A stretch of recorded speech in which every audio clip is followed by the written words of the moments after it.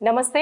ప్రస్తుతం మనతో ఉన్నారు ప్రముఖ ఆధ్యాత్మికవేత్త, ప్రముఖ జ్యోతిష్య వాస్తు పండితులు, అలానే పురాణ ఆగమ శాస్త్ర పండితులు ఉన్నారు సురేష్ శర్మ గారు. వారితో మాట్లాడదాం. నమస్కారం గురుగారు. ఆయుష్మతి తల్లి. గురుగారు, ఇప్పుడు మనకి శ్రావణ మాసంలో, కార్తీక మాసంలో నాగుల చవితి, నాగుల పంచమి అనేది ఉంటుంది కదండి. ఈ మార్గశిర మాసంలో కూడా మీరు ఇందాక చెప్పారు విశిష్టత ఉంటుందని పంచమి, నాగపంచమి. అసలు ఈ ప్రత్యేకత ఏంటండి ఈ మార్గశిర మాసంలో? మామూలుగా మనకి కార్తీక మాసంలో చవితి వెళ్ళిపోయిన తర్వాత పక్క రోజు మనం పార్వణం చెల్లించుకుంటాం, అంటే ఒక్క పొద్దు చెల్లించుకుంటారంట. సో చెల్లించుకోవడాన్ని రోజు ఆ పంచమిని నాగపంచమిని పిలుస్తారు. అట్లాగే శ్రావణ మాసంలో మనకి వర్ష ఋతువు. ఈ వర్ష ఋతువులో పాములు ఏం చేస్తాయంటే బయటకి పుట్టలో నుంచి వచ్చేటువంటిది ఒక్క పంచమి రోజు మాత్రమే బయటకు వస్తాయి. మిగతా రోజుల్లో రావా అండి అంటే వస్తాయి, కానీ దేవతా సర్పాలు రావు. విష సర్పాలు మాత్రమే బయటకు వస్తాయి. దేవతా సర్పాలు ఆ పంచమి రోజు ఉపవసిస్తాయి. అది శ్రావణ మాసంలో.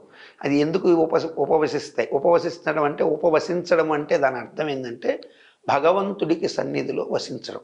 ఉపవాసం అంటే మన వాళ్ళు ఏదో ఉదయం నుంచి కడుపు కట్టుకొని మంచినీళ్ళు తాగేసి కూర్చుంటారు. ఇది చాలా తప్పు.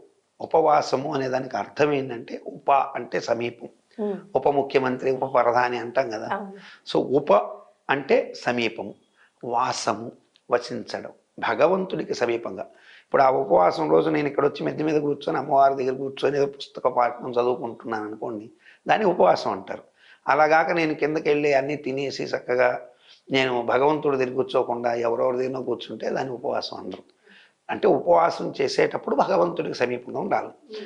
ఈ సమయంలో పాములు ఉపవసిస్తాయి అంటే ఎందుకు ఉపవసిస్తాయి అంటే ఆ తరువాత వచ్చే మాసాలకి ఆ పాములకి ఒక గొప్ప సంబంధం ఉంది. మీరు చూడండి, శ్రావణంలో పుట్టలోకి వెళ్ళిపోయినటువంటి దేవతా సర్పాలు బయటకు వచ్చే మాసం కార్తీక శుద్ధ చవితి. అదే నాగుల చవితి. కార్తీక శుద్ధ చవితి రోజు పంచమి రోజు పూజలు అందుకొని వెళ్ళిపోయిన లోపలికి పాము శ్రావణ పంచమి రోజు వెళ్ళిపోయిన తర్వాత శ్రావణం తర్వాత వచ్చేది భాద్రపదం, ఆశ్వేజం. 3 మాసాలు అంటే 90 రోజుల తర్వాత మరల పంచమి రోజు బయటకు వచ్చి దేవతా రూపంలో భగవంతుడు మనల్ని అనుగ్రహిస్తాడు. అన్నప్పుడల్లా దేవతా సర్పాలు బయటకు వచ్చేవి. ఆ ప్రత్యేకం ఉన్నటువంటి రోజుల్లో మాత్రమే దేవతా సర్పాలు బయటకు వస్తాయి. మిగతా సమయంలో అవి ఎక్కడికంటే మనకి కింద పాతాళం ఉంటుంది, అక్కడికి వెళ్ళిపోతాయి. మనలాగా ఈ పాములు మీరు అందరూ అనుకుంటారు పాములతో నేను పట్టుకున్నాను, నన్ను పాము ఏం చేయలేదు నాగబాము అంటే, కరెంటు లేని వైర్ను పట్టుకోవడం ఎంతో ఈ పాములను పట్టుకోవడం అంతే. వాటిల్లో వైరు కరెంటు ఉన్నప్పుడు పట్టుకోమంటే ఎవడైనా పట్టుకుంటాడా? దేవతా సర్పాలు కూడా. అందుకే పెద్దలు సర్పశోధన, అలాగే వల్మీక ఛేదన, ఇటువంటి దోషాలు ఎందుకు చెప్పారు? వల్మీక ఛేదన అంటే ఏంటంటే పాముని పుట్ట కొట్టేయడం. వల్మీకం అంటే పుట్ట. ఆ పుట్టను కొట్టేయడం మహాపాపం. ఎందుకంటే ఆ సమయంలో అవి దేవతా పుట్ట తెలియదు, నిజంగా ఈ పుట్ట తెలియదు. కాబట్టి ఏ పుట్టను కదిలించదురా బాబు, ఎందుకు వచ్చింది, ఏ పుట్టలో ఏ పాము ఉందో అనే మాట ఉన్నారా? అది ఎందుకే వచ్చింది. అర్థమైంది మీకు? ఏ పుట్టలో ఏ పాము ఉందో అంటే విష సర్పాలు ఉండొచ్చు, దేవతా సర్పాలు ఎప్పటికీ కూడా మనిషికి హాని చేయవు. విష సర్పాలు ఉన్నాయనుకోండి, ఇవి మీరు పాలు పోసిన రోజులు తాగి ఒక ఫైన్ డే నువ్వు ఆదమర్చున్నప్పుడు పట్టం కొట్టేసి పరలోకానికి పంపిస్తాయి. ఇవన్నీ ఏ జాతికి చెందినవి? కర్కోటక, తక్షక, కుళిక, ఈ జాతికి చెందిన పాములు. కాబట్టే సర్పయాగంలో పడి చచ్చాయి. ఇందాక నేను చెప్పాను చూసారా, ఇవన్నీ విష సర్పాలు. దేవతా సర్పాలన్నీ కూడా ఆదిశేషుడు, వాసుకి, వీళ్ళ జాతికి చెందినవి. అవి మానవ లోకానికి అంత తొందరగా రావు. ఇంకొకటి కూడా చెప్పనా, నా కంటితో నేను చూసిన దేవతా సర్పం కరెక్ట్గా జానుడు. మా ఊరు దగ్గర జానుడే ఉంటుంది. ఆ పాము బంగారు వర్ణంలో మెరిసిపోతుంటుంది. మా ఊరిలో ఇప్పుడు మనం కూర్చున్న ఈ గది అంత ప్రమాణంలో ఒక పెద్ద పుట్ట ఉంటుంది. ఆమె పేరే పెద్ద గూడెమ్మ. అక్కడ మీరు సంతానం లేని దంపతులు ఆ పుట్ట దగ్గరికి వచ్చి నమస్కరించి అంత పుట్టమన్ను తీసుకొని చక్కగా పాలతో తడిపి గర్భం దగ్గర రాసుకుంటే దర్శాలు పోతాయని నమ్ముతారు. కొన్ని వేల మంది ఆమె వరంతో పుత్రులను కనిగి కనకదుర్గమ్మ తిరునాళ్ళని కూడా చేస్తారు అక్కడ. అందుకని ఆ పెద్ద అనే పేరు పీ కలిసేటట్టు, జీ కలిసేటట్టు పేర్లు పెట్టుకున్న వాళ్ళు కూడా ఉన్నారు. సో అంత గొప్ప ఆ పుట్టలో ఉన్నటువంటి సర్పం కరెక్ట్గా జానుడే. నేను చూడడం కాదు, ఆ పుట్టలో కొన్ని వేల సంవత్సరాలుగా ఆ పుట్టను నమ్ముకొని పూజలు చేస్తున్న కుటుంబాలు ఉన్నాయి. దే ఆర్ నాట్ బ్రాహ్మిన్స్, వాళ్ళు గొల్లలు, మీన్స్ యాదవ జాతికి చెందినవారు, మేకల వంశస్థులు. ఆ పుట్టలోని పాముని ఆ వంశస్థులు చూస్తుంటారు. వాళ్ళు పైకి ఎక్కి కోవల్లో పూజ చేసి పాలు పోసేటప్పుడు వాళ్ళు చెప్తుండేవాళ్ళు, అయ్యా ఇక్కడ ఏదో మనం అనుకున్నట్టు ఇంతంత పాము ఉంది, ఇది జానెడు పాము అంటే నేను ఎప్పుడు చెప్పాను, ఇలా చూశానంటే అదేనండి ఇది అంటే. ఆ పాము తళుక్కు మన బంగారు వర్ణంలో మెరుస్తుంది. మా నాన్నగారు చెప్పారు నాకు చిన్న వయసులో, అది జానెడు ఉంటుందిరా తళుక్కని మెరుస్తుందంటే నేను అప్పుడు నేను అలా అనుకున్నాను. కానీ నేను బాగా పూర్తిగా పరిజ్ఞానం చెందిన తర్వాత నా 23 సంవత్సరాల ప్రాయంలో నేను ఆ పుట్టని 1993 ప్రాంతంలో, 94 తర్వాత 93, 92 ప్రాంతాల్లో, అంటే నాకు 25 ఏళ్ల వయసులో దగ్గరగా వివాహాత్ పూర్వం చూశాను. 1కి 2 సార్లు దర్శనం అయిన తర్వాత చాలు, నిజమైన దేవతా సర్పాలు ఇట్లా ఉంటాయి అనుకున్నాను. ఆ పుట్టలో నుంచి పాతాళానికి దారి ఉందని కూడా నమ్ముతారు. మరి అంత గొప్ప చవితి. మరి ఈ మార్గశిర మాసం 4వ మాసం. ఇక్కడ సుబ్రహ్మణ్యేశ్వర స్వామికి సర్పానికి అవినాభావ సంబంధం ఉంది. ఇది ఎవరిని అడిగినా సో ఏదైనా సర్పదోషం వస్తే సుబ్రహ్మణ్య స్వామి పూజ చేయమంటారు. ఎందుకు చేయమంటారు అంటే ఈ దేవతా సర్పము ఈ చవితి పంచమి రోజు బయటకు వచ్చింది, నెల రోజుల పాటు మానవలోకంలో విహరిస్తుంది, తిరిగి మరల సుబ్బరాయ షష్ఠి రోజు మరల పుట్టలోకి వెళ్ళిపోతుంది.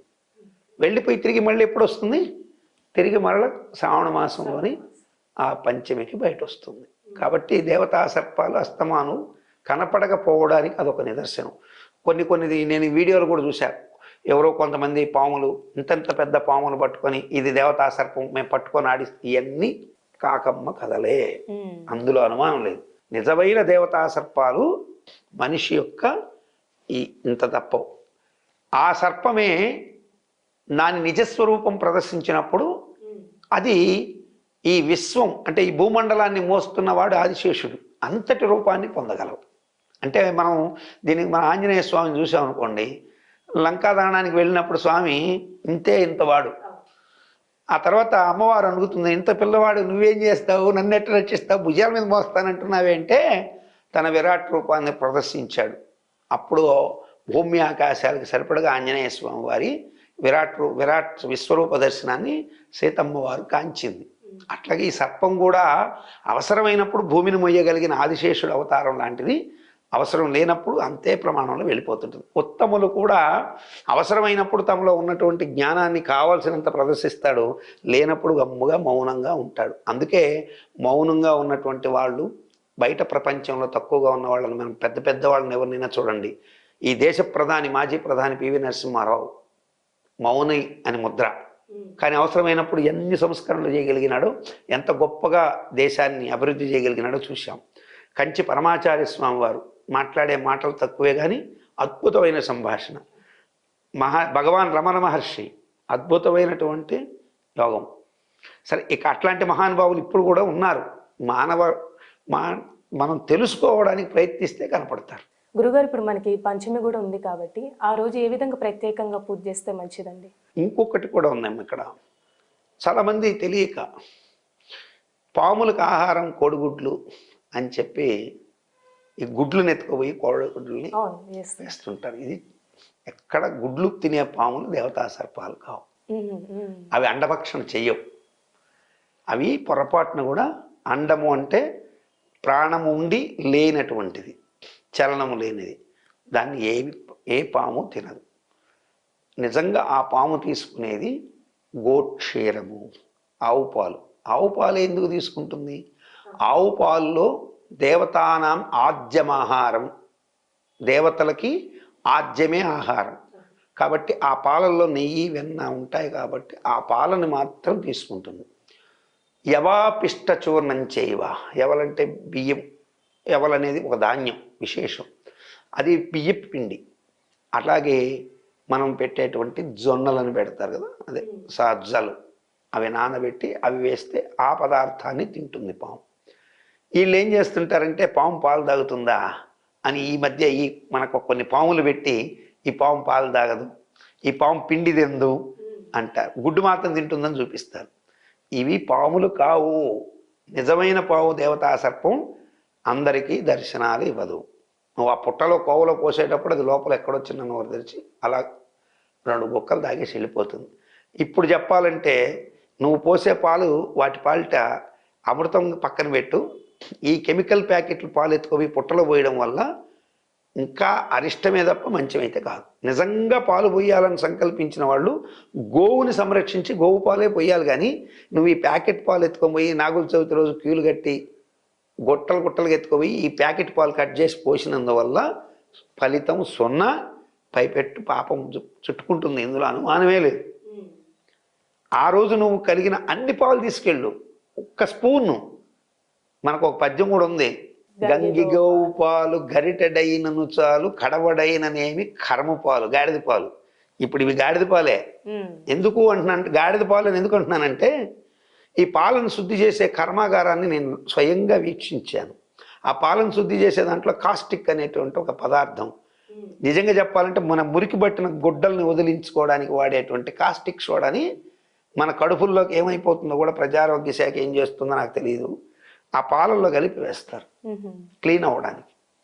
ఆ పాలని లోపల ప్రాసెసింగ్ చేసే యూనిట్లు, పాశ్చరైజింగ్ యూనిట్ చూస్తే అసలు నాకైతే ఒకానొక సమయంలో చూశాను, మరలా కొత్తగా కూడా చూశాను. దాంట్లో ఇంకా చెప్పుకుంటూ పోతే పాల ఫ్యాక్టరీల మీద నేనేదో యుద్ధం ప్రకటించినట్టుంటుంది. వాస్తవంగా అయితే ఆ పాలు మానవ ఆరోగ్యానికి ఎంతవరకు ఉపయోగపడతాయి నాకైతే తెలియదు. నేనైతే పాల ప్యాకెట్లు సాధ్యమైనంత వరకు కాదు అస్సలు అవాయిడ్ చేస్తుంటా. కొనవద్దు, మీరు ఒక చక్కగా ఆ గేదె పాలు అయినా పోయండి, అది కొంత పుణ్యం. గేదె దగ్గర పట్టుకొని వచ్చి పోయండి, 10 మంది రైతులు బతుకుతారు. మీరు పాలు కొంటున్నారు డిమాండ్ అన్నప్పుడు రైతుల దగ్గరికి మనం అవి కొంటుంటే రైతులు తెచ్చిపోస్తారు. మనకి ఏది తీసినా మనకు ఒకటి ఉంటుందండి, దాని పేరే శీతల పెట్టి అంటాం, సర్ది పెట్టే. ప్రతిదీ ఎత్తుకుపోయి ఆ పెట్టిలో పెట్టుకోవడం. మా ఇంట్లో కూడా ఇదే, దాన్ని ఏదైనా ఎత్తే ఆ సర్ది పెట్టిలో పెట్టి నేను ఎత్తి పారేస్తుంటాను. వీళ్ళేమో అంత విలువైన అంటే పోయించుకునే పాలు అయినా అది ఎత్తి పెడుతుంటారు, తీసి పక్కన పడేయాలి. ఏ పదార్థం ఆ పూట వాడితే ఆరోగ్యం అని ధర్మశాస్త్రం చెప్పింది. జలుబు రాదు, జ్వరం రాదు, ఏవి రావు.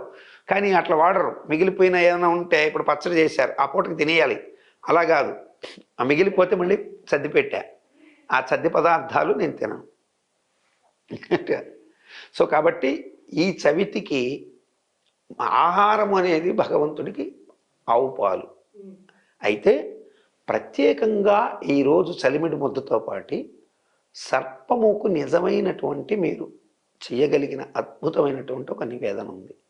అది ఏమిటి అంటే, గోధుమలని రవ్వ పట్టించి, ఒరిజినల్ గోధుమల్ని కొంచెం రవ్వ పట్టించి ఆ రవ్వతో బెల్లమును చేర్చినటువంటి పాయసాన్నాన్ని, నేతిని, ఆవు నేతిని వేసి దాంట్లో కొంచెం సుగంధభరితమైనటువంటి పదార్థాలు చేసి పొంగిన పాయసాన్ని గోరువెచ్చగా చల్లార్చి కొద్దిగా ఆ పుట్టలో వేయడం ద్వారా అక్షయమగు సంపదలు, అంటే క్షయము లేని సంపదలు, క్షయము లేనిది అక్షయం, అక్షయమగు సంపదలు, అలివిగాని దుఃఖ నివారణ.